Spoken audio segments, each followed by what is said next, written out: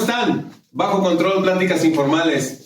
Y ahora, nada más y nada menos con nuestro querido amigo Emigdio Carmona. Emigdio, un gustazo. Qué gusto estar con ustedes aquí Bajo Control. Bienvenido. Pues gracias y gracias por invitarme, ¿no? Y hacer de esto, de este Bajo Control, pues un control, ¿no?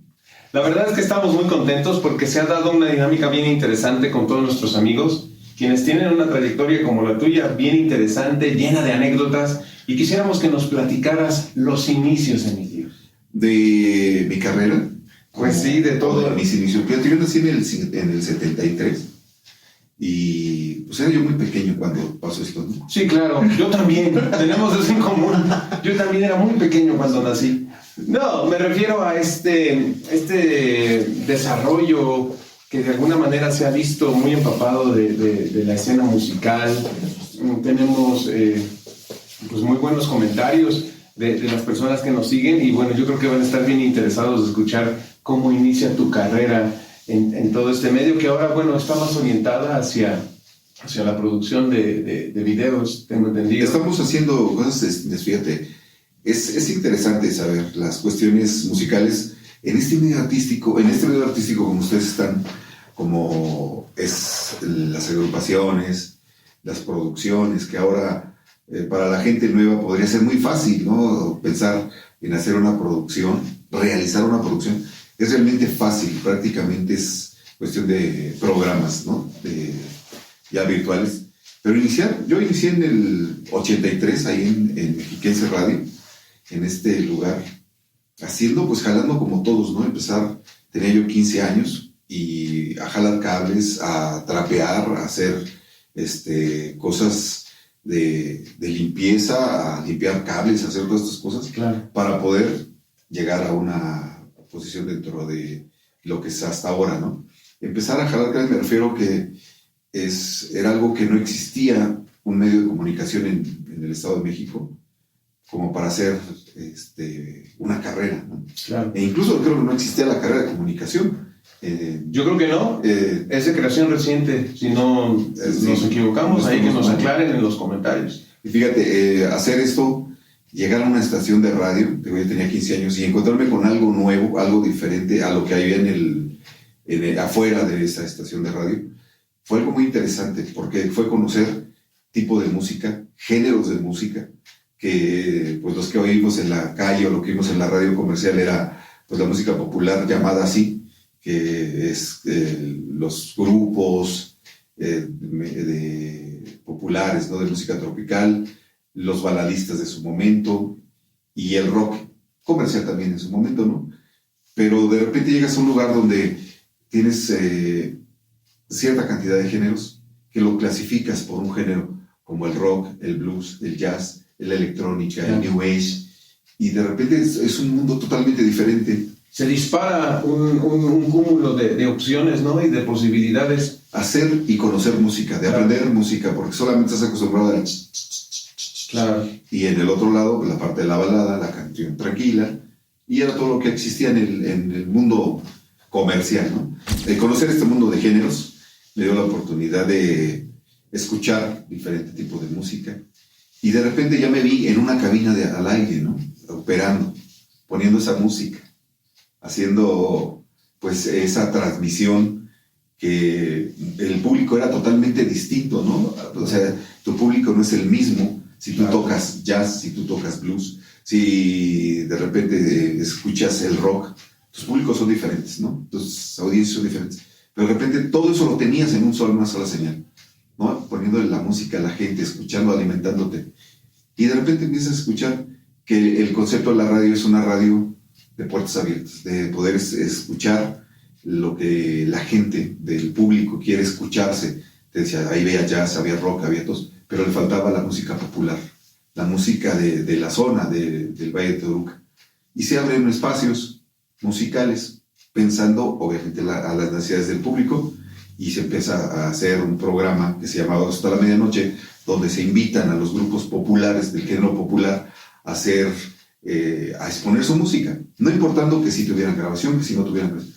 Lo que querían ellos es escucharse en su radio, porque fue creada para eso. Así es.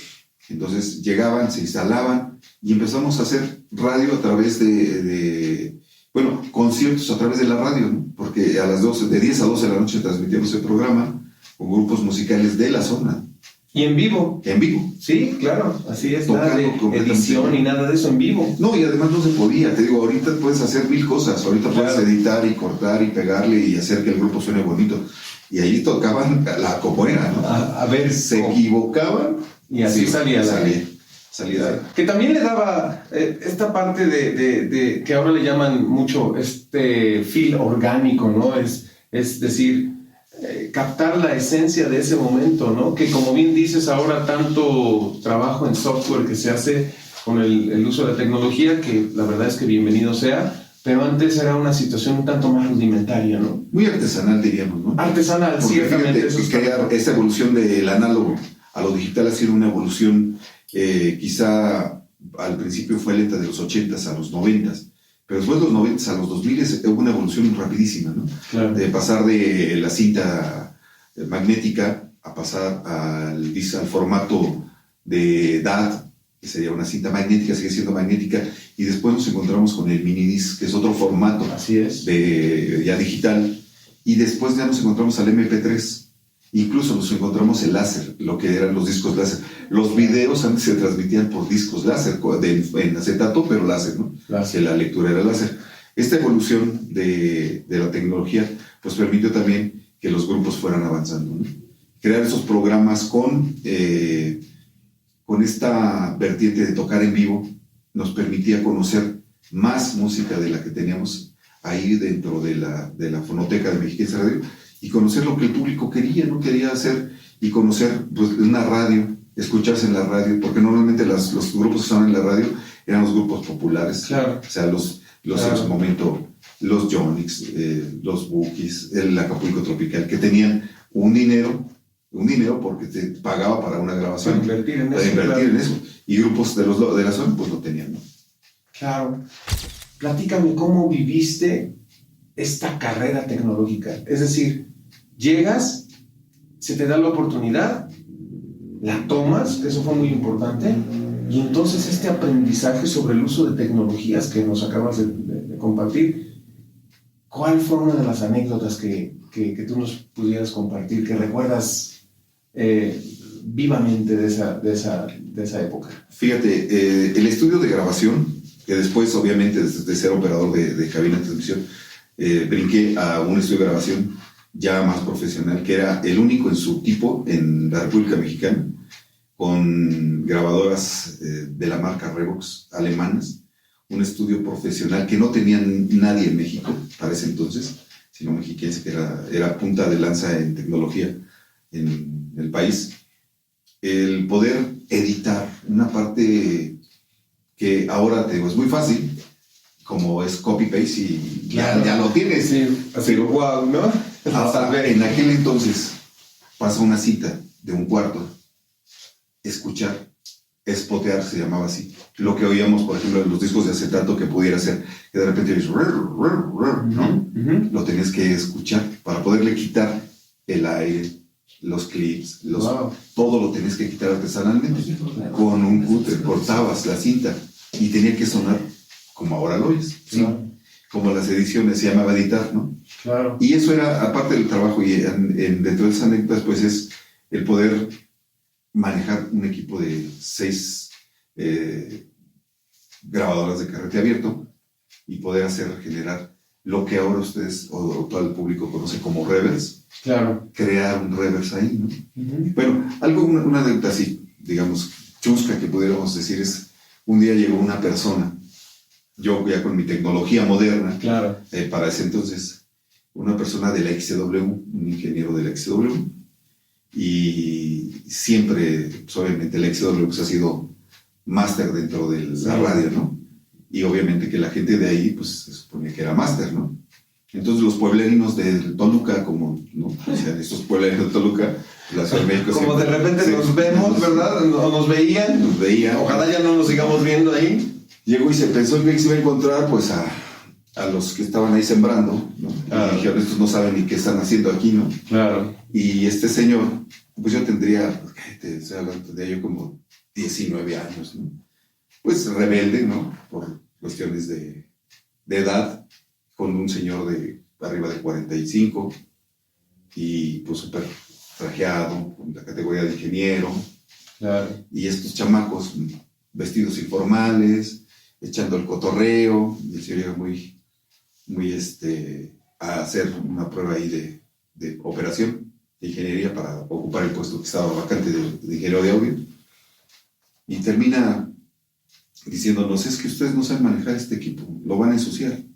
Le están echando basura a las consolas, ¿no? Qué atrevido. O sea, y dije, pues en serio, este debe ser un máster como Hugo, ¿no? Claro. Así de buenazo. Entonces, de repente, le pide el que estaba haciendo la prueba para la ingeniería, le dice, genérame un radar, ¿no? Entonces, te digo, nosotros aprendimos a hacer esa técnica, que ahorita se las cuento cómo es, y le dice, pues necesito un procesador o algo que tengamos para poder hacer. No, con las máquinas que tienes que hacer generar un reverb. Sí, un reverb orgánico. O un delay. Análogo. Un delay. Un retraso. Un delay. Vamos a hacer un delay.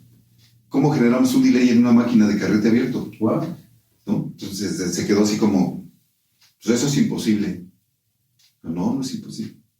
Este señor lo descubrió, ¿no? Lo descubrió. Fue un error, ¿no? Y realmente fue un error mío porque tienes un botón de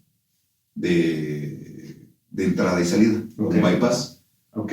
Retrasa, no sé, milésimas de segundo el audio. Okay. El hecho de cambiar un botón. Como en todo, pues hay una pérdida de tiempo. Y resulta que le cambio y le subo al canal donde estabas grabando, que eso es algo que normalmente ahorita se llama feedback, retroalimentación, pero muy poquito, ¿no? Y empezamos a oír el reverb. Y me dice este señor, el ingeniero, ¿cómo lo estás haciendo? Yo le digo, aquí está. Y hay muchos equipos que todavía, incluso hay gente todavía que utilizan este sistema, no con una máquina de carrete abierto. Bueno, entonces ya me dijo el señor, no, es que tú eres estudiado. Le digo, no, yo, como todos los de aquí, le digo, nadie ha estudiado porque no tenemos una carrera de esto. Claro. Dice, no es cierto, tú sí ya lo has estudiado. Le digo, no, como que esto es algo que se trabaja, ¿no? Es algo que se conoce al día. Entonces eso es algo, ¿no?, que nos pasó ahí. Y aún, te digo, ahorita, quien sabe trabajar en ingeniería sabrá hacer un delay, un ping-pong delay, que es que los grupos más representativos, que el más lo representa, es uno de los grupos que estuvo fuerte, que ha sido fuerte, que son los Acosta. Un delay combinado, un ping-pong con delay combinado, que genera un retraso, como si el vocalista dejara de cantar y se sigue escuchando. Claro. Ese delay que se queda. Sí. Ese se genera desde ahí. Ahí es, digamos, el inicio de ese delay. Porque como los grandes descubrimientos, ¿no?, en este planeta, a veces hasta por azar o por algún error, claro, sí, bendito error, se descubren cosas que a la larga van dando la oportunidad de generar mejores experiencias, sobre todo porque la experiencia de la radio es completamente auditiva, aural, y además alimenta la imaginación de todos quienes la escuchamos. Nos imaginamos, no sé si a ti te pasó, ¿cómo será esta persona que está detrás del micrófono, ¿no? No, y te imaginas de una forma, ¿no? Claro, sí. Te imaginas la gente que está de la parte de locución. Tuvimos un experimento en esto, de cómo imaginas a tu locutor, ¿no? Claro. ¿Cómo lo imaginas? ¿Cómo te lo imaginas? ¿Mándanos un mensaje o háblanos, ¿no? Y en ese entonces, pues era todo el mensajito, ¿no? Vía telefónica, y te decía, no, pues este señor es güero, ojos verdes, claro, y pues obviamente ya ves a tu servidor, no tengo ni los ojos verdes, pero ni... Sí, porque las mañanas, ¿no? Además de esas voces generan épocas. Ajá. Épocas, ¿no? Y ha sido esa parte donde ahora, pongo el ahora y el después, porque ahorita las voces son frescas, juveniles, claro, pero antes era un requisito tener una voz grave, claro, una voz con cuerpo, que se entendiera, para poder ser un locutor, ¿no? Ahora cualquiera puede ser locutor, pues míranos a nosotros, ¿no? Claro. Pero antes sí tenía que pasar por una prueba de audio, muy rigurosa, que además tuviera una voz fuerte, grande, claro, y que te representara algo. Entonces, por la gente se veía, imaginaba al locutor, pues una persona mayor, con un super cuerpo atlético, claro. te digo, güero, ojo bonito, todo. Y no, y los locutores a veces somos malos, o sea, somos feitos, ¿no? O sea, talentosos. Sí. Oye, me no podemos cambiar todo eso. Platícame, ¿cuándo empiezas a ver? ¿Cómo te fuiste dando cuenta que también había un segmento bastante grande de la población que iba pidiendo esa música? Bien. Porque había competencia en ese sentido, había estaciones de radio también. Sí, sigue habiendo mucha competencia, ¿no? Y Mexiquense ha sido el espacio de puertas abiertas para los grupos musicales de la zona, que fue lo que pidieron en el 83, tener un espacio dentro de la radio, formar parte de la programación. Y se abrió ese espacio con 2 horas, donde solamente se transmitían 2 o 3 cancioncitas del grupo. Uh-huh. Después de que iniciara Tarcisio, el conductor principal, y Antonio Escribano, este espacio, que era como una revista nocturna, uh-huh, dejaron ese espacio libre las 2 horas y empezamos a dejar a los grupos. Yo sería de una fecha como del 90, por ahí, 87, por ahí, donde se empiezan a dejar ya los grupos prácticamente que toquen todo, ¿no? Que toquen las 2 horas para ellos, que sean las 2 horas de ellos. Y por la de gran demanda que existía, había muchos grupos de la zona del Valle de Toluca, Tlacotepec, Sinacantepec, San Pablo Autopan, Metepec, que querían escucharse, ¿no? Abrirles un espacio resultó, pues, esa manera de dejarlos expresar, un lugar donde no se les cobra, donde se les permite que transmitan su música, si son profesionales, si no lo son, que se expresen, ¿no? Y que puedan en algún momento regresar ya como una banda grande, ¿no? Que poder abrir ese espacio para ellos fue pues algo que empezamos a impulsar y que se ha mantenido, ¿no? Se ha mantenido para poderles brindar un espacio donde ellos puedan decir lo que quieren, sean profesionales o no sean profesionales. Yo creo que todos los músicos son talentosos y se tiene un derecho a un espacio, ¿no? A escucharse, a que todo el mundo los escuche. Yo sería por ahí por el 85, 86 entre que se empiezan a abrir estos espacios musicales hasta llegar a lo que tenemos ahora, que es un programa que ha ido evolucionando por nombres, por diferentes conductores, diferentes productores, y se sigue manteniendo, ¿no? Ahorita estamos hablando de que era un espacio que solamente se enfocaba a los grupos regionales, grupos regionales de esta zona. Después se expandió y ahora ya se permite entrar a todo tipo de grupos, ¿no? Ya sea, pero siempre del regional mexicano, ¿no? Pensando en la música popular. Ya podemos tener grupos grandes, de la talla de, no digo, de traileros, de rieleros, de pequeños, entre todos estos grupos, pero siempre dándoles privilegio a los grupos de la zona. Claro, ese sentido de pertenencia y de comunidad.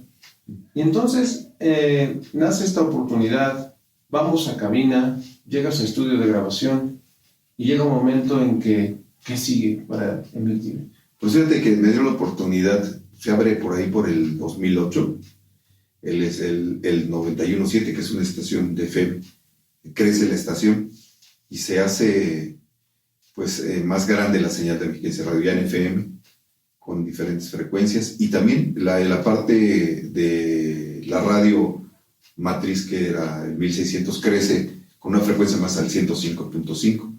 Entonces me da la oportunidad de cambiar, de ser el operador de estudio, el ingeniero de estudio, brincar a hacer una cabina de locución, ¿no?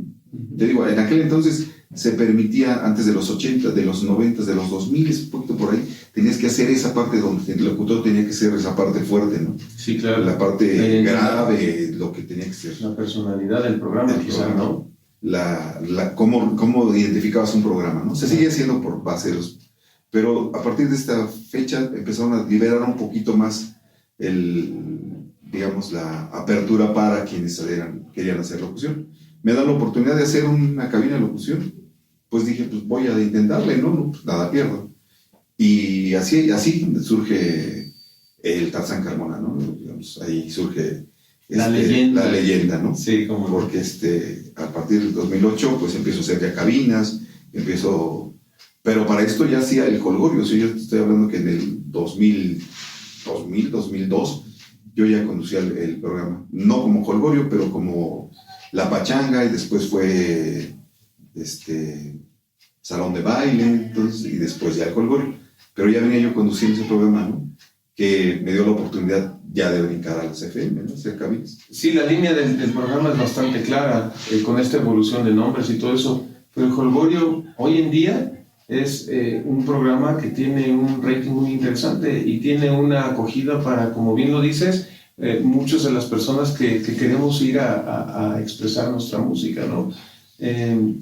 El Holgorio celebra, ¿qué aniversario? ¿El 20 aniversario quizás? No, Holgorio cumple 40 junto con la estación. 40. Como el Holgorio, completamente. Como el programa, digo, salió en el 83, con un espacio. Sí, claro. Es que ha mantenido. Como Holgorio, yo creo que también celebramos unos, ya con este nombre, pues yo creo como unos 20. Como 20, ¿no? 20 años más o menos, como Holgorio. Sí, porque ahí nos diste la oportunidad sí. Nos has dado la oportunidad siempre que se ha podido. Muchas gracias, por cierto. Y hoy en día, el Tarzán Carmona, ¿cuál es tu mayor satisfacción hoy en la carrera profesional? ¿No? Sí, mira, ha sido, yo creo que esta satisfacción es el hecho de poder abrir ese espacio, mantenerlo, no solamente este espacio dentro del género popular, porque hemos abierto otros espacios, otras producciones dedicadas a los músicos, a los músicos que son roleros, que son troveros, claro. Que nosotros, entre uno de mis compañeros, mi co-conductor, que es el Peluches Valdés, hemos hecho un equipo de trabajo donde brindamos la cobertura para abrir esa puerta para estos cantautores también, que son trovadores, roleros, y que Mexiquense les abrió la puerta pues preguntando, a ver, ¿qué quieren hacer ustedes como producción? ¿Qué quieren hacer? ¿No? Programas dedicados a quiénes, ¿no? Abrimos ese espacio.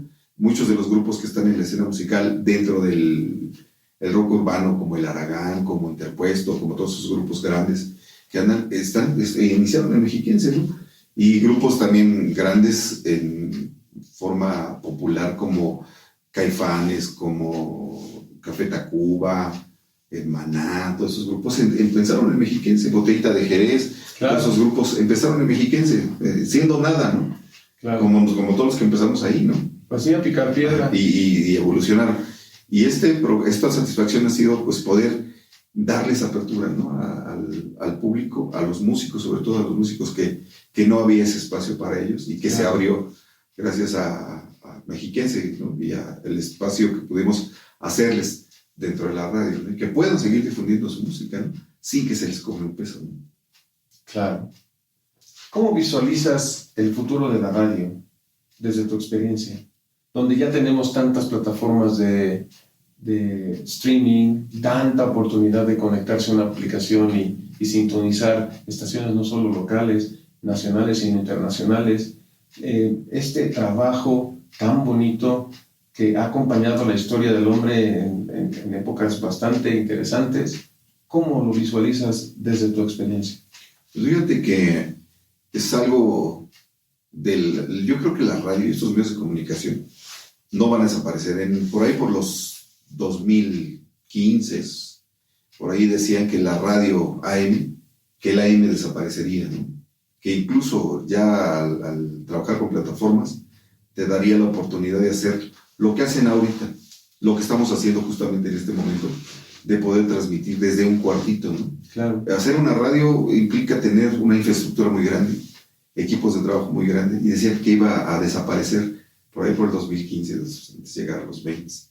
Pero no, la radio siempre va a estar, siempre, yo creo que siempre es tan importante la radio para cualquier tipo, ¿no? En un sismo, lo que primero que prendes es la radio, te quedas atrapado, que a veces no queremos, pero así es, te quedas, y lo primero que prendes es una radio para saber, para mantenerte en comunicación, ¿no? Claro.